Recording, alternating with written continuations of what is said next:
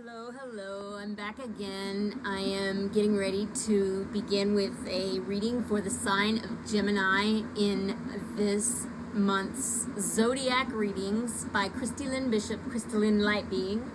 I had to adjust my camera. The last video I missed laying out the spread. So anyways, I'm going to take another moment to go ahead and make my bowl sing so that I can get in the now and be the detached observer as I pull out your all's reading and reveal to you how it's going to flow, okay?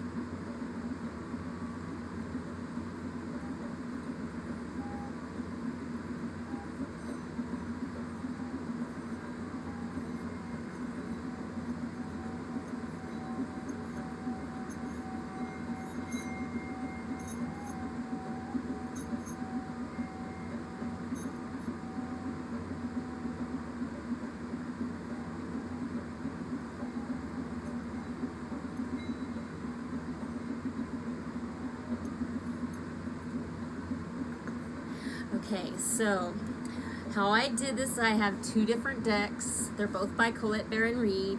The first deck is called The Map, and it kind of like spells it out for you, where you're at on the map of life. And then I'm also using her new deck, Crystal Spirit Oracle, and it's going to be your healing message. And then as your guide on this journey, I pulled you a rune as well. And so without further ado, I shall get into your reading. So this is where you are coming from. Yeah, this is a really synchronized reading, you guys. I have to say, you have had synchronicities like really line up for you, because your first card, this is the energy of the beginning of the month, and so like you're walking out of that, that's your recent past. Is a position of strength, and she's holding up the world with one hand behind her back, and that's card number 44, strength. And this is basically saying that you have the strength for any task at hand, no matter how daunting. If you pull on the resources that are within you, you can make it through anything. And this was the beginning of the month energy. And what's really cool is the guide rune that I chose for you is also strength, which is, I believe it's Uruz, the strength rune. and that was just like way aligned. Then we also have, just I want to note, the future card and the healing card are sequential in number order, which is weird because they're not in the same deck. So I guess what I'm saying is that your healing is going to come into a naturally flowing position at the end of this month. And so as you move on the map out of strength, you're taking a step forward and you are becoming, and by the way, 44 is an 8.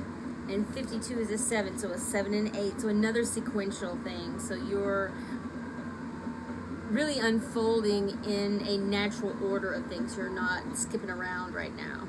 And that makes things kind of easy to predict for you. Except, here's the trump card, the magical map shifter. Okay? And this guy, he is on a mission to make known to you the people that you are meant to meet, that are supposed to foster personal growth within. It's on a mission, so it's going to do everything it can. He's going to do everything he can to make sure you pay attention to that stranger that passes you by, that gives you that wink, that nod, that simple conversation that really shifts your paradigm and teaches you what you need to know, that's something that's going to change your future. Your personal growth has everything to do with the magical map shifter. It could also be coming in the form of a soulmate, someone who fosters your best assets, someone who allows or invites or attracts or magnetically draws out in you your best self, your new best version. They simply get out of your way and allow you to blossom as who you are. This also could be just someone randomly along the way that leads you out of a difficult path onto a good one where you're safe and secure and you feel success. And so they're really trying to get you to pay attention to these people. Be awake, be aware, don't miss the glance of a stranger. The new version of you is waiting to be reborn, and there's nothing more important than that. You are kind of, I feel like, not going to move until this occurs now that you're aware of it, because your next card, as you move in towards the end of the month in your future, is movement and protection. So basically that's movement reversed, which is non-movement. This is the ostrich, and there's a hot air balloon. And so what it's saying here is that you might feel like you're walking in circles, waiting, or trying to look for this person or this personal growth. But instead of thinking of it as walking in circles, thinking of it more like walking in a spiral upwards, so that you're seeing some of the same scenery, but you're a little bit elevated each time you go around. And what you're doing when you do this, even if you go backwards, back down that spiral, what you're doing is not repeating same cycles. You are going back for pieces of treasure you might have missed along the way. You're making a different perspective rise above the situation, and so you're not actually moving, but you're moving. Okay, so you don't get bored staying in place waiting for this situation to happen. Take heart. It doesn't take long. That is the number 10. That is the Wheel of Fortune. It is the lucky position for this card to be in this reverse. It could also mean that you didn't learn a lesson the first time around. I don't feel that energy here. I feel like that is not in alignment with this reading. So we're going to just take that second meaning out of that card. So, because it can mean either or. And then, because I really feel like this is you waiting on this situation, this person to come to you, not really to your rescue, but to deliver you the information you need the most so that you can become who you were meant to be. And then your healing message, because you're going to feel like you're repeating history, okay? And it might drive you mad. Remember, there is purpose to it. You're on the spiral. You are reflecting while you wait. So this is important because it came inverted in the Crystal Spirits deck. What it means is that every message that the Jade has for you, you must really pay attention to it for your own personal growth and healing. If you are suffering in any way, the Jade, or meditating on the Jade or the color, is going to really bring those qualities of healing towards you. And they are the treasures within. This is a consciousness of abundance. This is knowing that you are abundant without having to have a big giant pile of money in front of you. This is knowing that you can manifest things without seeing the evidence of it, because you are in the process of manifesting something.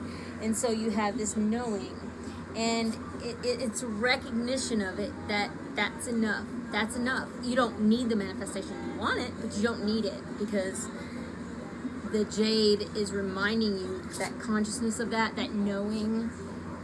It really is the treasure. It's the biggest treasure of all, is knowing you create everything in your own path and that it is blissful.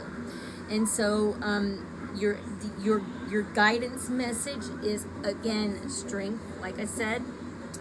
And that comes from the runes. And really what this definition of strength is that you are durable, you are persistent, you are the force behind desire. The desire to manifest comes from this rune. It's a very active masculine energy in this rune. It's that obsession to create, that drive to take action. And this is guiding you. This wants to be your your guide, and it is also a quality that you are in or have been in recently, so you should recognize it as your guide and follow that. And so I would like to leave you Geminis with a sweet message. There are always two sides of you. Therefore, there are always two perspectives. If you don't like one, check out the other. You will never be alone. For inside of you is your twin. At all times, you are one of the lucky signs for this reason. Many, many people want to be around you, want to be your friend. You will be the center of attention most of your life, so enjoy it. Be the dual nature that everyone wishes they could get away with. Gemini just does it with a flair. You guys are awesome. I am surrounded by Geminis all the time. They are guiding me in my life. They're loving me. They're supporting me. And much love and much light coming at you, Geminis. I'll talk to you later, probably next month. But you can check out my YouTube channel in the meantime while you wait. May you be blessed and be well. Namaste.